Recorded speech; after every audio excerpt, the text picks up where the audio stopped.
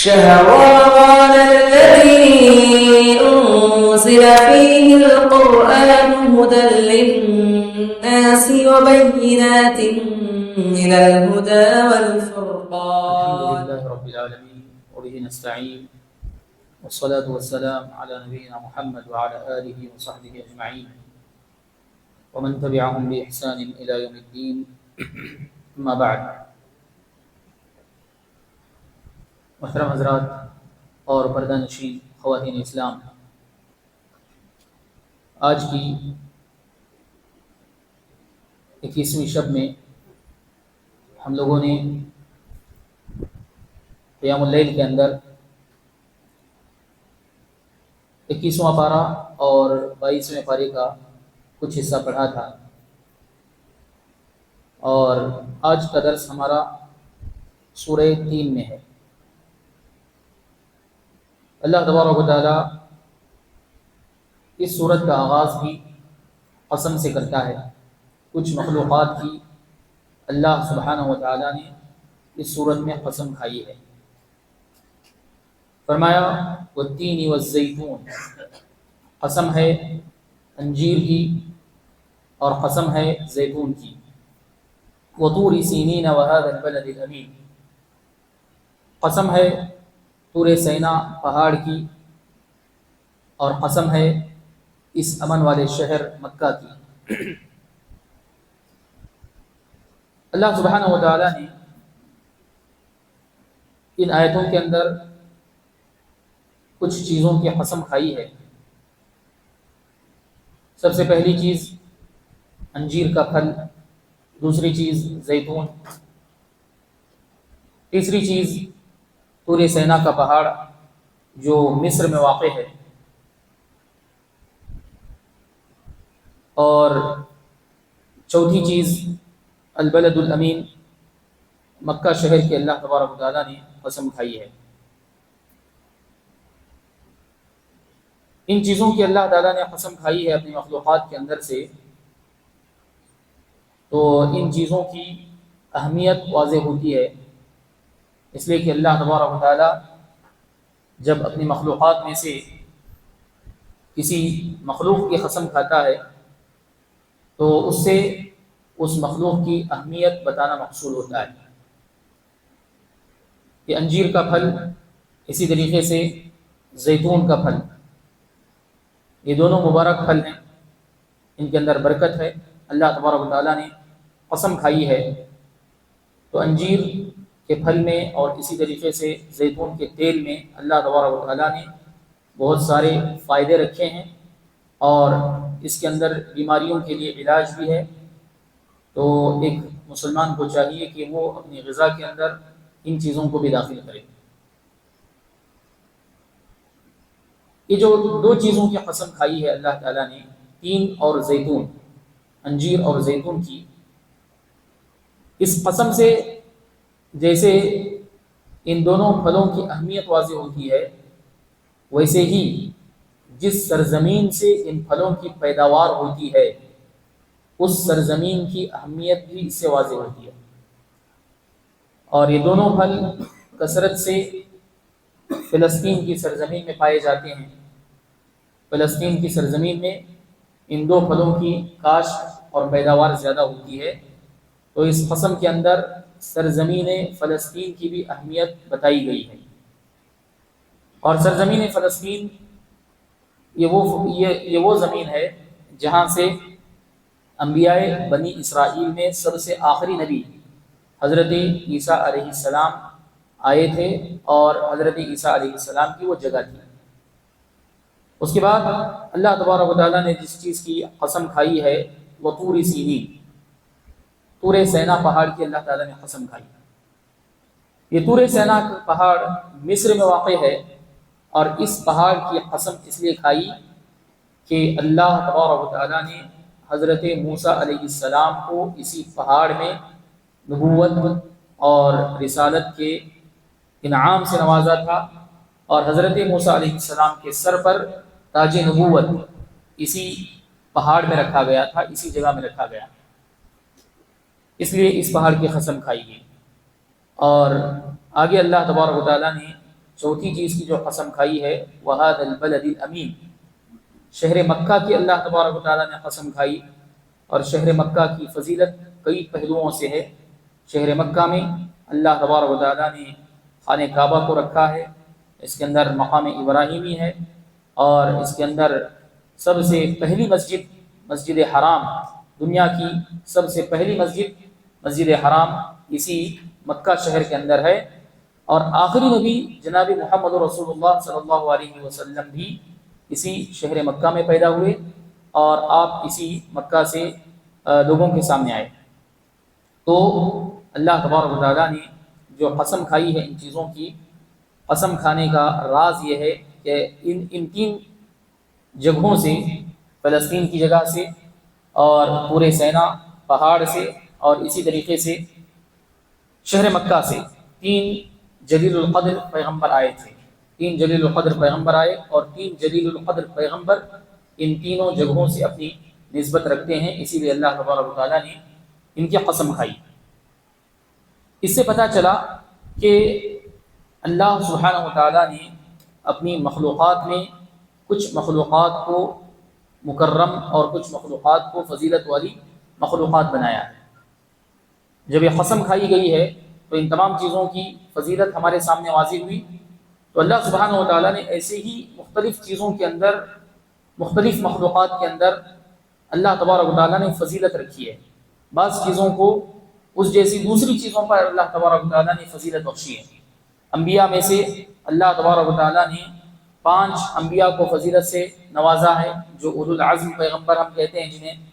یہ 5 اولو العزم پیغمبر ہیں جو تمام پیغمبروں کے اندر افضلیت کا درجہ رکھتے ہیں، اور ان 5 پیغمبروں کے اندر بھی اللہ کے نبی جناب محمد رسول اللہ صلی اللہ علیہ وسلم سب سے افضل ہیں۔ اسی طریقے سے دنوں کے اندر اللہ تبارک و تعالیٰ نے ذی الحجہ کے 10 دنوں کو فضیلت والے دن قرار دیا ہے، اور راتوں کے اندر بات کی جائے تو ماہ مبارک رمضان کی آخری 10 راتیں ساری سال کی راتوں کے اندر فضیلت والی راتیں ہیں، جن میں سے پہلی رات آج ہم اللہ کے فضل سے اس کی عبادت میں اور اللہ تبارک و تعالیٰ کے ذکر و فکر میں گزار رہے ہیں۔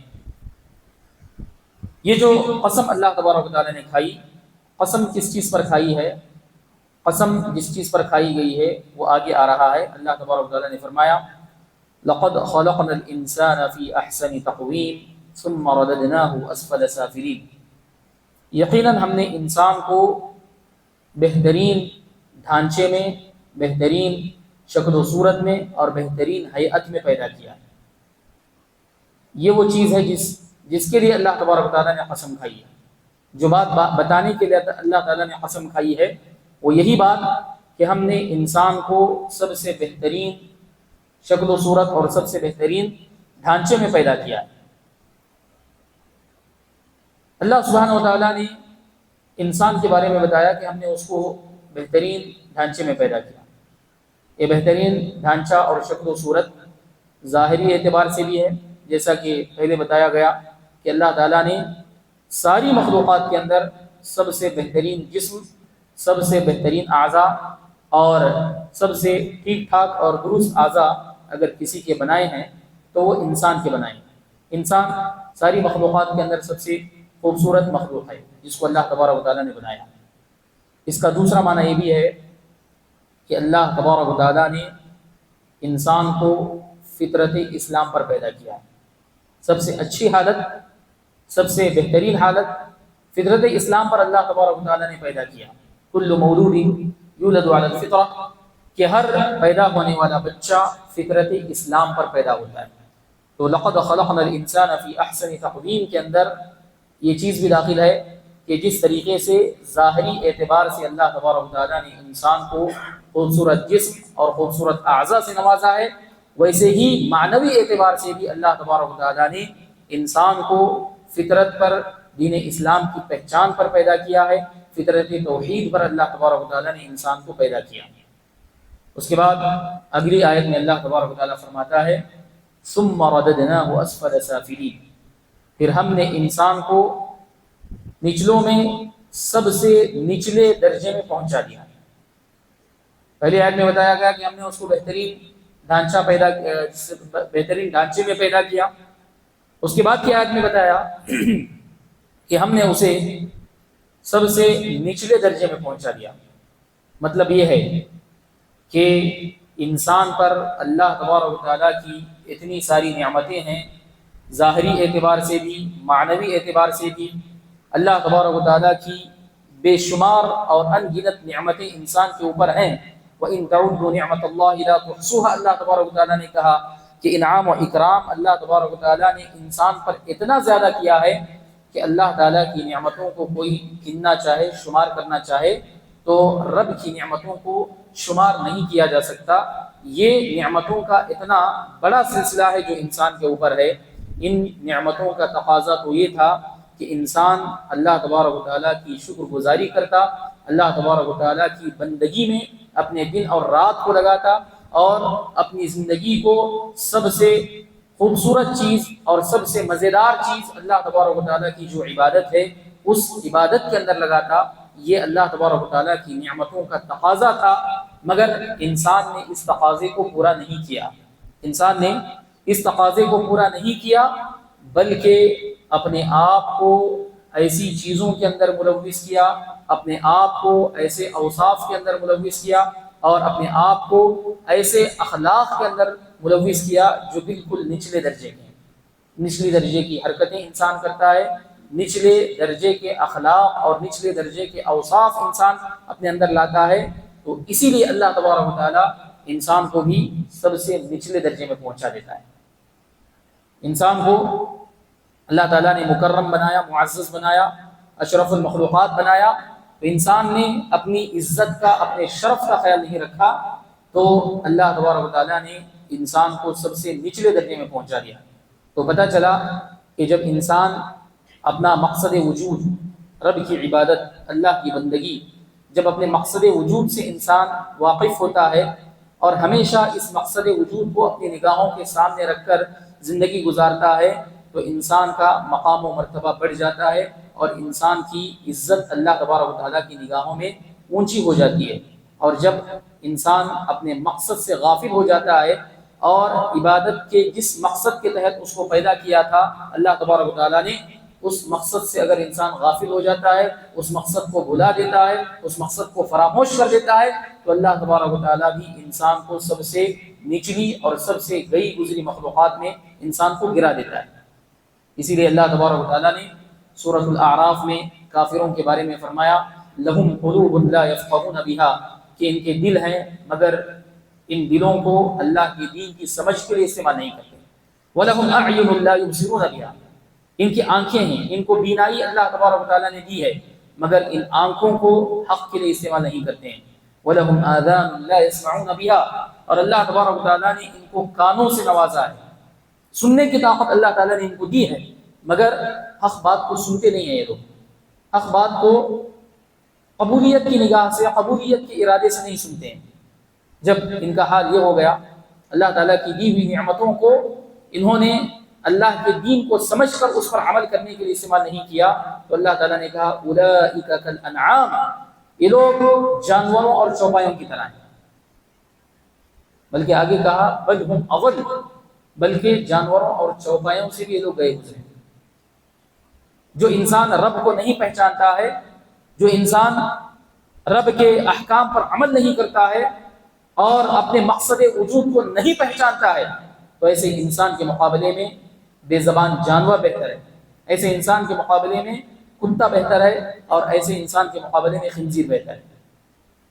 اللہ تبارک و تعالیٰ نے کہا اولئک کالانعام بل ہم اضل اولئک هم الغافلون، یہ ایسے لوگ ہیں جن کے اوپر غفلت کے پردے پڑے ہوئے ہیں، غفلت کے شکار ہیں، زندگی غفلت میں گزر رہی ہے.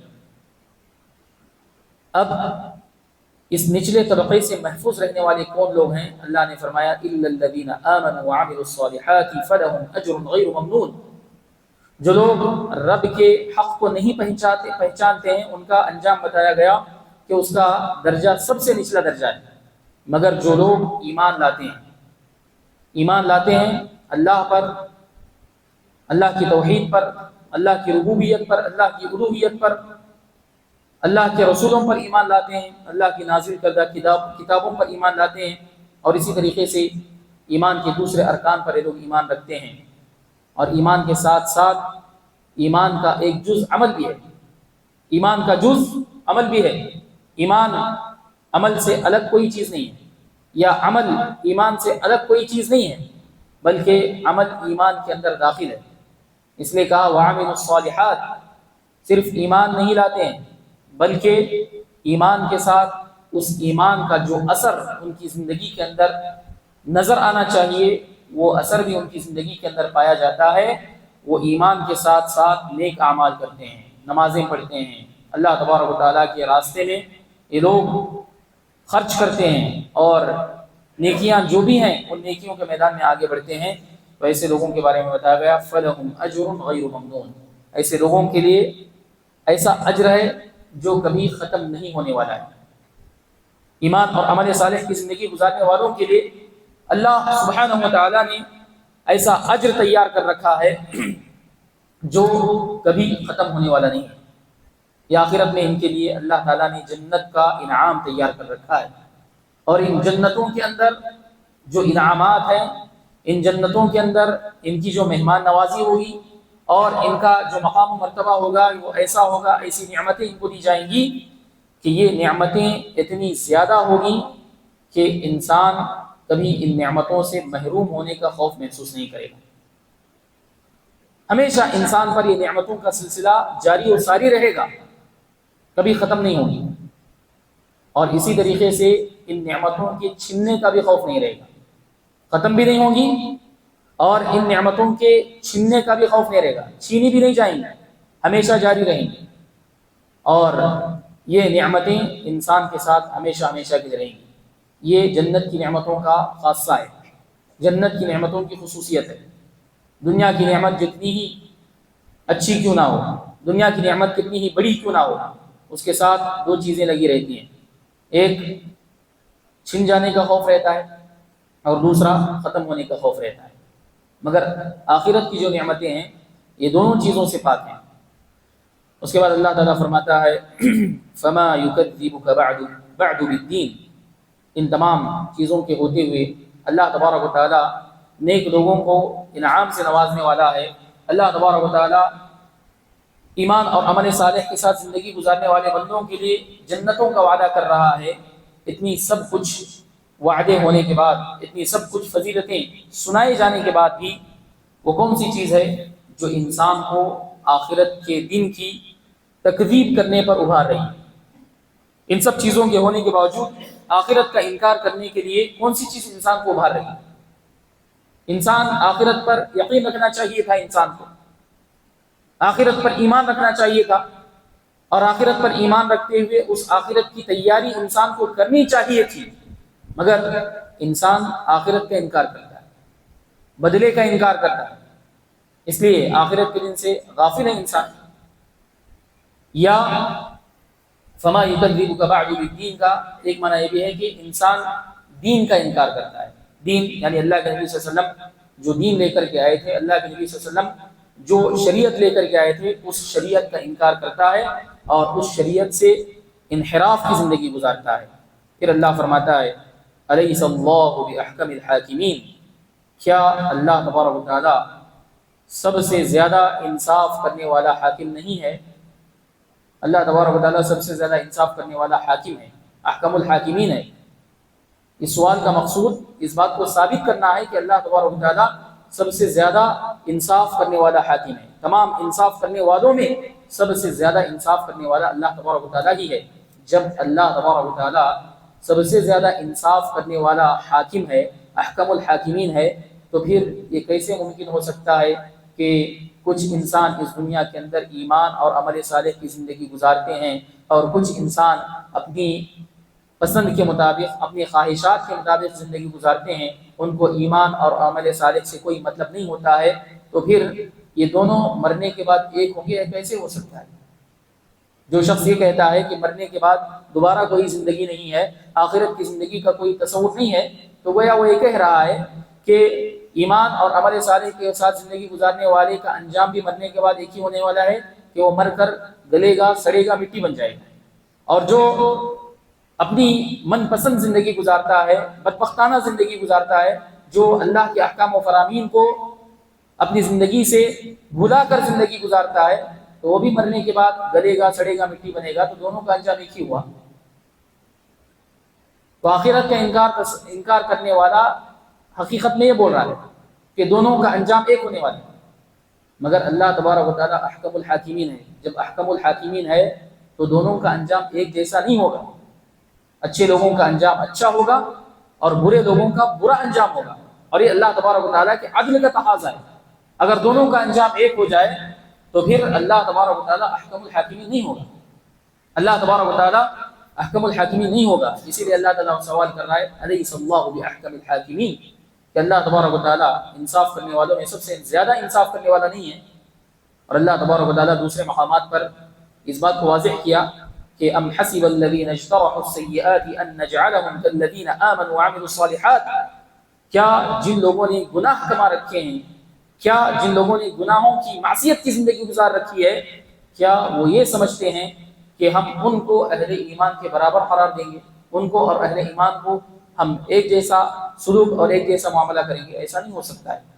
تو اللہ تبارک و تعالیٰ نے یہ آخری آیت میں بتایا ہے کہ مرنے کے بعد جزا و سزا کا دن ہے، مرنے کے بعد آخرت کا دن آنے والا ہے، اور اس دن میں تمام انسانوں کو ان کے کیے کا اور ان کے اعمال کا بدلہ دیا جانے والا ہے۔ اور یہ آخرت کا احساس، آخرت کی تیاری انسان کو نیکیوں کے میدان میں آگے بڑھاتی ہے، اور جو انسان آخرت پر یقین نہیں رکھتا ہے تو پھر ایسا انسان آخرت کے لیے تیاری بھی نہیں کرے گا، اور وہ اللہ تبارک و تعالیٰ کے احکام و فرامین کے مطابق زندگی بھی نہیں گزارے گا۔